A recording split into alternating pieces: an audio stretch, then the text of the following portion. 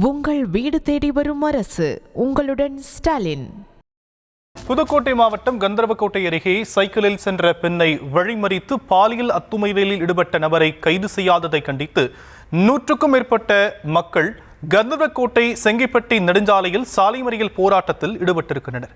விவரங்களை உடைய செய்தியாளர் ஆரோக்கிய டேனியல் வழங்க நாம் கேட்கலாம். ஆரோக்கிய டேனியல், மேலும் விவரம். வணக்கம். புதுக்கோட்டை மாவட்டம் கந்தர்வக்கோட்டை அருகே தச்சங்குறிச்சி சவேரியார்பட்டி கிராமம் உள்ளது.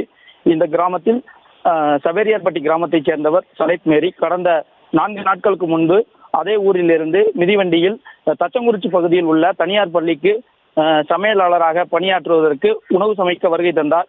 அப்போது தச்சங்குறிச்சி பகுதியைச் சேர்ந்த பாட்ஷா என்கிற பாஸ்கரன் அவர் வரும்பொழுது அவரை தடுத்து நிறுத்தி பாலியல் அத்துமீறல் இருந்ததாகவும் இது குறித்து கிராம மக்களிடம் சலைத் மேரி கூறியிருந்தார். இதனையடுத்து கந்தர்வக்கோட்டை காவல் நிலையத்தில் சலைத் மேரி மற்றும் கிராம மக்கள் புகார் மனு கொடுத்தனர். இருந்தபோதும் எந்த நடவடிக்கையும் எடுக்கப்படாததால் இதனால் ஆத்திரமடைந்த மக்கள் இன்று கந்தர்வக்கோட்டை செங்கிப்பட்டி சாலையில் கொட்டு மலையிலும் போராட்டத்தில் ஈடுபட்டு வருகின்றனர். மேலும் தற்போது கந்தர்வக்கோட்டை காவல்துறையினரும் மற்றும் போலீசாரும் கிராம மக்களோடு பேச்சுவார்த்தையில் ஈடுபட்டு வர்றாங்க.